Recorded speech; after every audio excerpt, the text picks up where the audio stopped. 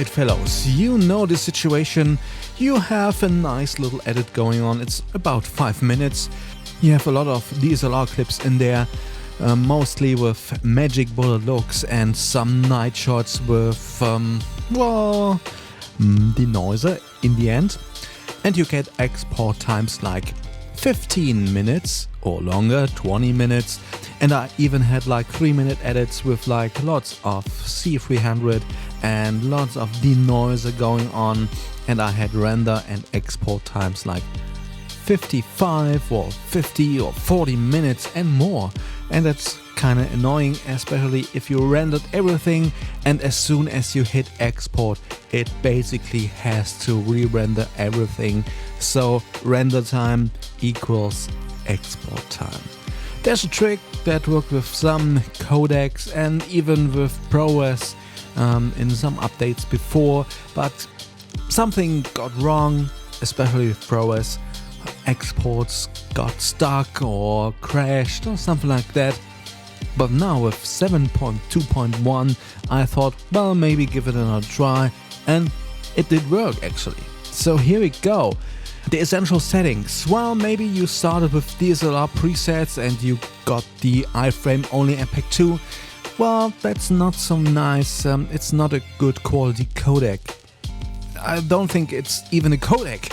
Anyway, you kinda can save a little bit of, drive space, so to speak, but in terms of render time, if you switch to like ProResLT, it's not slower and not really faster. In my case, it's like 30 seconds faster or less.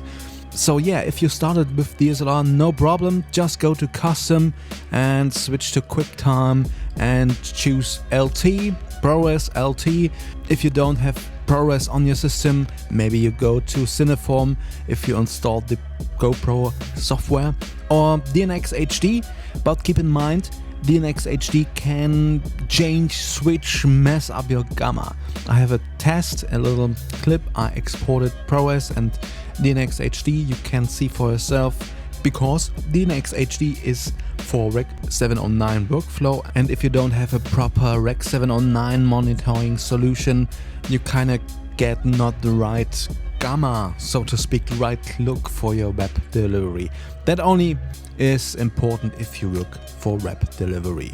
Check the test and you see for yourself. So ProResLT should be good, and go. And yeah, of course you lose all your render data. So actually it would be good if you start with a ProRes timeline from the start, from the beginning. As I said, render times, export times don't really change. You kind of have to keep in mind it takes a little bit more drive space. Anyway, so you could go ahead and make your own preset, custom preset for a timeline or sequence. I have mine already.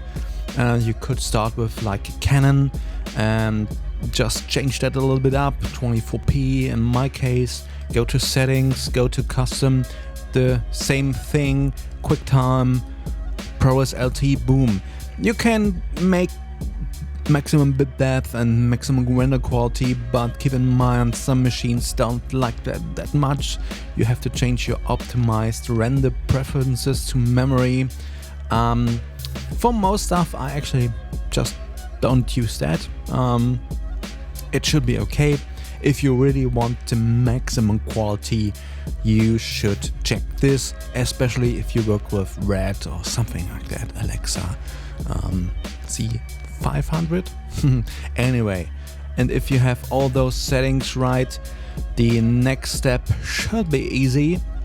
Select your sequence, go to File, Export Media, and there you go, match sequence. So everything is ready to go. All your settings should be alright. And then just click this one, use previews, hit export, and your export times go from, in this case, 15 or 16 or 17 minutes to 1 minute and 20, something like that. So quite nice. So yeah, basically that's it. if you rendered your stuff already because, you know, you used magic bullet looks and had to render anyways to see all your stuff in real time, that should be nice to have quick exports now. Keep in mind, I actually have my render files on an SSD and export to a second SSD. So maybe your exports are a little bit longer, but should be much quicker than before. So this works quite nicely. Anyway, that's all for now. See you soon. Take care.